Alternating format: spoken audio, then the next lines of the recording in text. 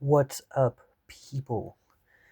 I don't know why I started off the video like that. But anyway, back at it with another deck list for you guys. So as you guys probably know, I usually play yellow. Yellow is, it was my first color I started the game.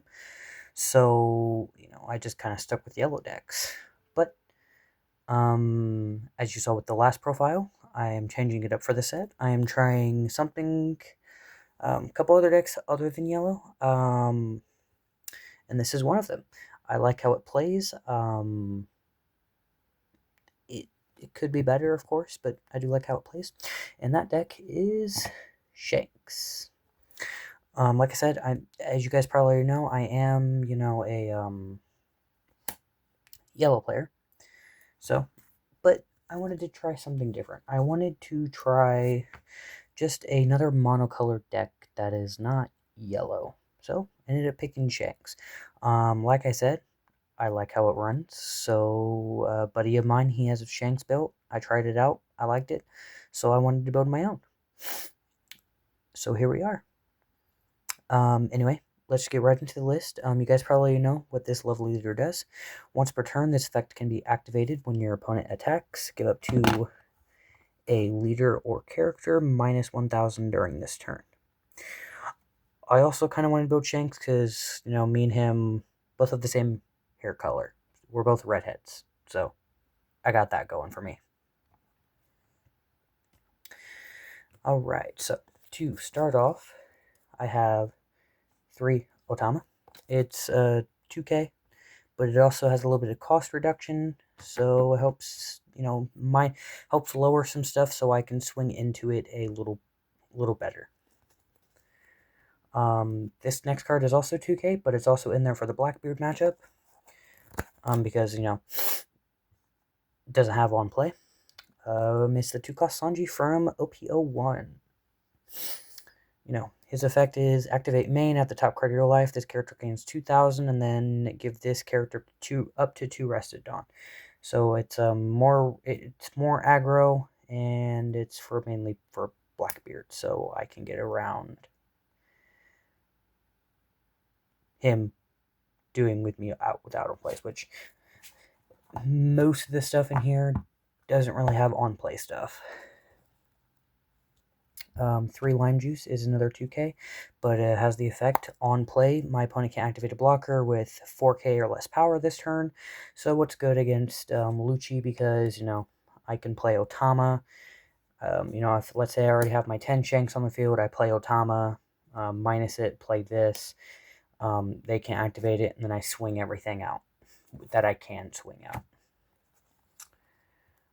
Another reducer / 2k is Hongo. This is also pretty good. This is also surprisingly, I've used this in the Blackbeard matchup to swing into their searchers and their .qs because they didn't have the cost reduction to get rid of it. So, or they rested it. That I played this last turn. They didn't have enough to get rid of this. They only had enough to get rid of the one body. Swing into .q, and then every time they swing into it, I just pitch counter for it because it's funny. 4 Lucky Roo, because on KO it KOs a character with a base power of 6 or less, so it helps clear the board for the most part. It is also a blocker. And then I have 3 Marco. Marco I like for the matchups that like to put smaller bodies on the field. Bonnie is one of them. I swing. If they have 1 Dawn, I swing with the leader. If I go, because usually with the go second, I swing 6. Then I pay 5, KO their searcher or KO any small body, and then from there he's just there. And then the on KO, I don't really run much events, so the on KO doesn't really matter. He's mainly there to get rid of smaller-ish bodies with Otama and my other reducers. This is mainly in there for the black matchup. Porcus the Ace doesn't gain the rush, but it sticks on the field against Lucci. Unfortunately, it can stick on the field with Blackbeard, but if they see their 4-cost event, it just nullifies it, and then they get rid of it anyway.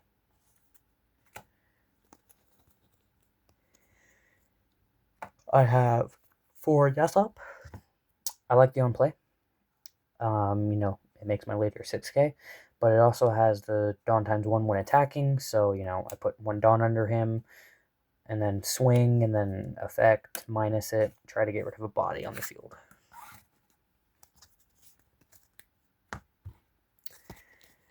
And then I have 4 Beckman, also in there for the black matchup, but it can be good against Blackbeard if they don't, activate their on play effect. I can get rid of a something. I could get rid of something if need be.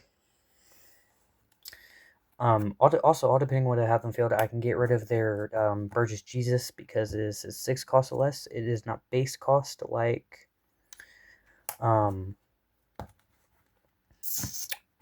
what's it called?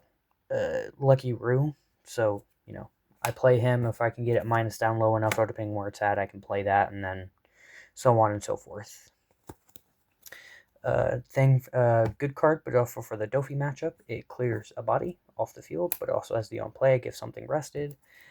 And then another one for Dofi matchup, and just a good card in general, the 8-cost Rayleigh, because a nice combo with these two is I play this the turn before Rayleigh, or like on my 8 Dawn turn, or if I go first, I play this, and then next turn I play Rayleigh -2, -3 something, -2 something, KO, and then this effect, rest it, KO something, and then, they keep the one character I'm -2 on. So then 2 bodies, make something useless. It's really good.